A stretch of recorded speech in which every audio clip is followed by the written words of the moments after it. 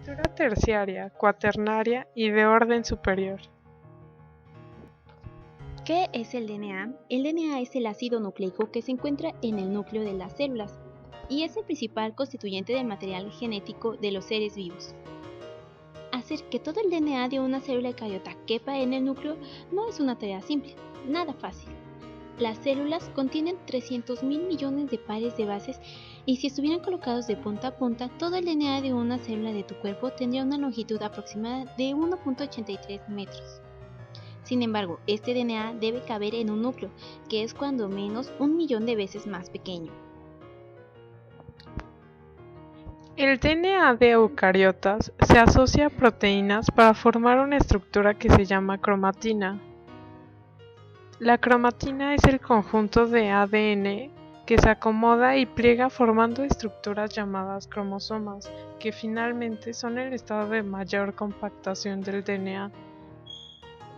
Existe la heterocromatina y la eucromatina. La heterocromatina son zonas más condensadas y son transcripcionalmente inactivas, mientras que la eucromatina son zonas menos condensadas con actividad en expresión genética.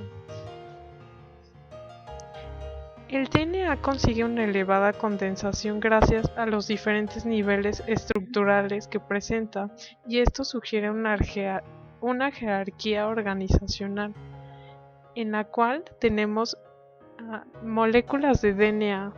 Posteriormente, DNA unido a proteínas globulares llamadas nucleosomas, que también se llaman proteínas globulares o estructura llamada el collar de perlas. La estructura de orden superior se conoce como solenoide, mientras que la formación de fibras de cromatina se le conoce como bucles.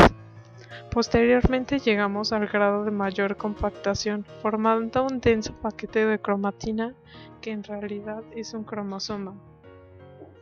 Las proteínas asociadas a la cromatina son las histonas y proteínas no histonas. Las histonas son las proteínas responsables del empaquetamiento del DNA. Forman la cromatina junto con el DNA sobre bases conocidas como nucleosomas. Los nucleosomas son las estructuras nucleares en las que dos vueltas de DNA, que son aproximadamente 83 nucleótidos por vuelta, se enrollan alrededor de un cilindro para formar el octómero de histonas. La familia de histonas que comprende estos son la H1, H2A, H2B, H3 y H4. El nucleosoma mide alrededor de 6 nanómetros y se considera la unidad básica de empaquetamiento del DNA. El enrollamiento de los nucleosomas sobre sí mismo se llama solenoide, que es el segundo nivel de empaquetamiento del DNA. Esta fibra que forma tiene 30 nanómetros de espesor. Las histonas se unen iónicamente a grupos fosfatos de DNA cargados negativamente. El solenoide se enrolla a su vez en bucles de 300 nanómetros. Para poder entrar en el núcleo, sucede un proceso llamado superenrollamiento.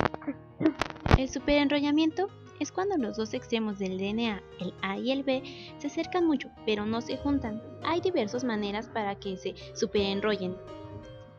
También pueden existir diferentes tipos de tensión en el superenrollamiento, desde un superenrollamiento no tan tenso hasta un superenrollamiento apretado. También existe el superenrollamiento positivo y negativo. El positivo es de mayor tensión y el negativo de menor tensión. Para poder transcribir y ocupar el DNA se necesita de topoisomerasas que se encargan de catalizar el superenrollamiento. Existen dos tipos, los que cortan una cadena y los que cortan dos. La topoisomerasa 1 es aquella que corta una sola cadena. La topoisomerasa 2 son aquellas que cortan a las dos cadenas. Posteriormente, se encarga de unir estas mismas cadenas. La región de los cromosomas duplicados, donde las cromatidas hermanas se mantienen unidas hasta que se separan durante la división celular, se llaman centrómeros. El ADN debe compactarse unas 10.000 veces para formar un cromosoma.